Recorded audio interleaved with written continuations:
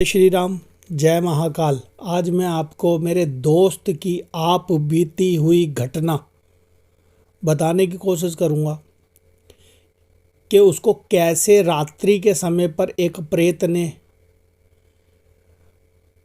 परेशान किया। प्रेत उसको चिपट गया और चिपटने के बाद उसको किस किस तरीके की प्रॉब्लम दे दी। प्रॉब्लम देने के बाद वो मरने की कगार पे आ गया। कैसे फिर उसका इलाज हुआ और जो मेरा दोस्त को दिक्कतें हुई, कहीं ऐसी दिक्कतें आपको भी ना हो, इसके लिए ये वीडियो बनाने जा रहा हूँ मैं आप सबके भले के लिए। तो ये वीडियो ज़रूर सुने और ध्यान से सुने और अपने रिश्तेदार वगैरह को भी शेयर करें ताकि ऐसी गलती कोई भी ना कर सके। ठीक है, तो सभी भाई बहन ध्यान से सुनना कि क्या गलती करी थी मेरे दोस्त ने जिसको इतना तगड़ा प्रेत चिपट गया। और कुछ बातें ऐसी भी बताऊंगा जिनका आपको ख़ास तौर पे ध्यान रखना है कि ये चीज़ें आपको बिल्कुल भी नहीं करनी है। अगर आपको ये वीडियो अच्छी लगेगी तो भैया को कमेंट करके ज़रूर बताना, लाइक ज़रूर करना, शेयर ज़रूर करना ताकि औरों तक भी ये वीडियो पहुँचे। मेरा दोस्त दिल्ली का रहने वाला, ठीक है, दिल्ली के मादीपुर कॉलोनी के अंदर रहने वाला मेरा वो दोस्त जो इस समय नहीं रहा। ठीक है, नहीं तो वो किसी और कारण की वजह से नहीं है इस समय दुनिया में, मगर जो उसके साथ पहले किसी समय पे जो घटना घटी प्रेत बाधा को लेकर के, उसी के विषय में आज मैं आपको ये स्टोरी सुना रहा हूँ, उसकी आप बीती हुई। ठीक है, मेरे दोस्त का नाम जो है वो जय भारत है। ठीक है, वो किसी शादी के अंदर अपने यार दोस्तों के साथ जा रहा था। ठीक है, यार दोस्तों के साथ गया वो अपने घर से, मम्मी पापा को बोल करके। उनके यार दोस्त के पता नहीं बहन की शादी थी या भाई की शादी थी। ठीक है, वो गया वहाँ पे, उन्होंने खाना पीना खाया। खाना पीना खा करके यार दोस्त थे, नाचे कूदे और नाचते कूदते हुए वो और शादी को अटेंड करके और वो आ रहे थे सारे के सारे। अब इंटरेस्ट अब आएगा आपको कहानी के अंदर। वो आ रहे थे शादी के अंदर से रिटर्न होकर के घर की तरफ आ रहे थे। अब रात को कई दफ़ा कॉलोनियों के अंदर रात को 2-2 3-3 बजे भी कोई कोई दुकानें खुली रहती हैं। ठीक है, तो उसके तीन दोस्त पान वाले की दुकान पे खड़े हो गए। वहाँ पे वो स्मोक कर रहे थे, जो भी है बीड़ी सिगरेट पी रहे थे या फिर कोई गुटखा खा रहे थे। एक दोस्त वहाँ पर पड़ता था बिल्कुल चौराहा, बहुत ही खतरनाक चौराहा है मादीपुर के अंदर। ठीक है, तो वो चौराहे के पास में थोड़ी सी दूर पे 2-4-5-10 कदम की दूरी पे एक टॉयलेट था, शौचालय जिसे बोलते हैं हम, जहाँ पर मूत्र करते हैं सभी। सुमसाम रात्रि थी, 2 बजे के आसपास का समय था। रोड पे यानी कि बोला जाए तो कोई भी नहीं था, बस एक केवल और केवल वो पानी की दुकान खुली हुई थी। क्या होता है, वो तीनों दोस्त तो वहाँ पे, ये 4 दोस्त थे, 3 दोस्त तो पानी की दुकान पे खड़े हो गए। जो भैया के दोस्त थे, जय भारत नाम था उनका, वो चले गए टॉयलेट करने, बाथरूम करने। अब जो बाथरूम घर था, आपने देखा होगा आजकल जैसे बाथरूम घर होते हैं रोडों पे, वो पहले के अलग टाइप के होते थे, वाइट टाइल के और गंदे मेले से बदबूदार इस तरीके के थे। तो वो टॉयलेट करते करते उसको एक आवाज़ आ रही थी। वहाँ पे पहले पानी के नलके वलके लगे होते थे, तो पानी की टप टप टप की आवाज़ आ रही थी उसको। वो सोचा ऐसे ही आ रही होगी, उसने मेरे को बताया, उसने भैया को बहुत ही अच्छी तरीके से बताया था कि ऐसे ऐसी चीज़ें हुई। अच्छा, तो वहाँ पे टप टप की आवाज़ आ रही थी, और वहाँ पे ना एक अलग सी अजीब सी आवाज़ आ रही थी, उसने उस पर ध्यान नहीं दिया।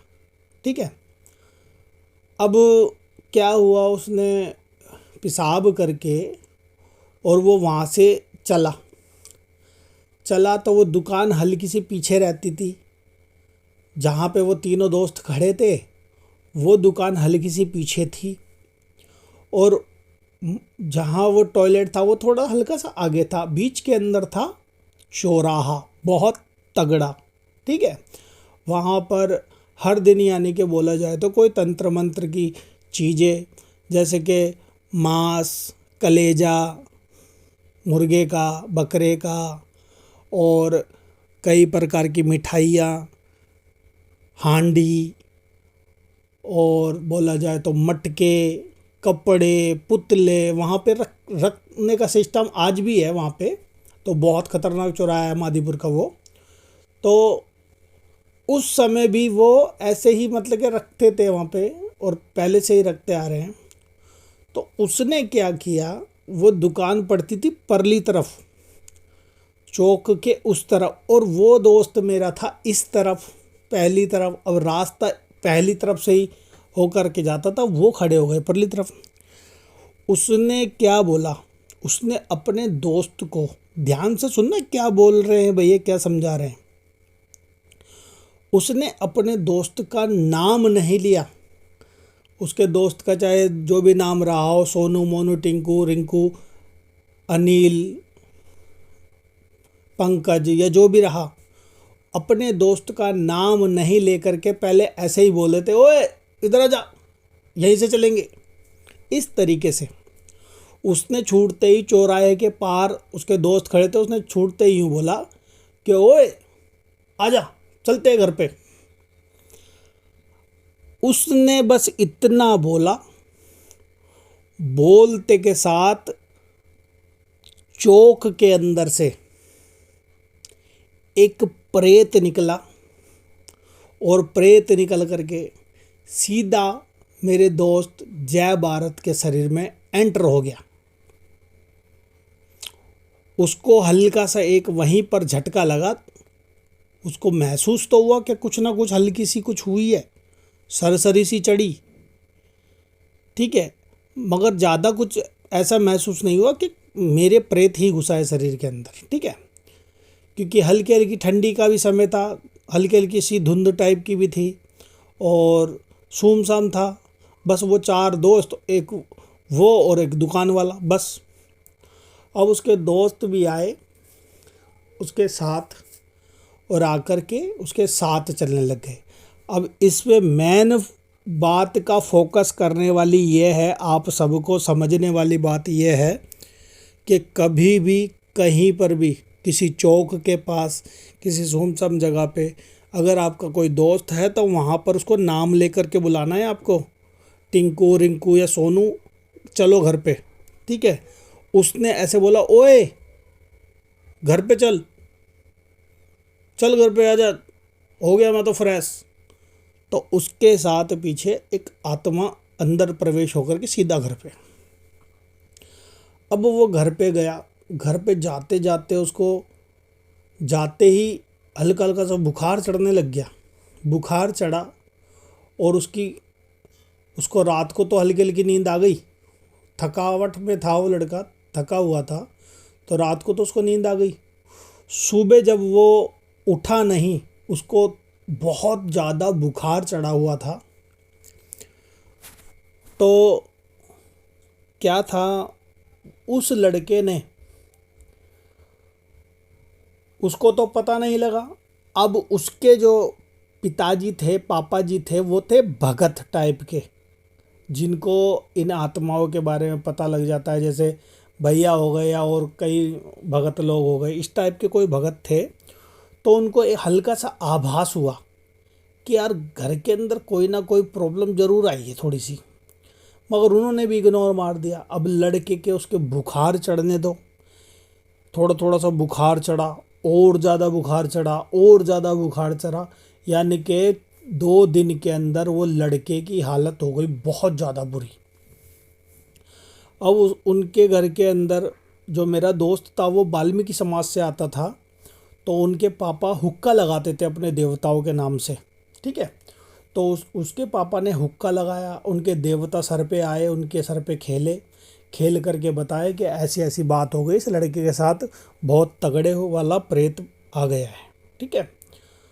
अच्छा, अब जो उसके पिताजी थे ना, अब उन्होंने बोला कि इस लड़के को ठीक करना है, अब कैसे करें।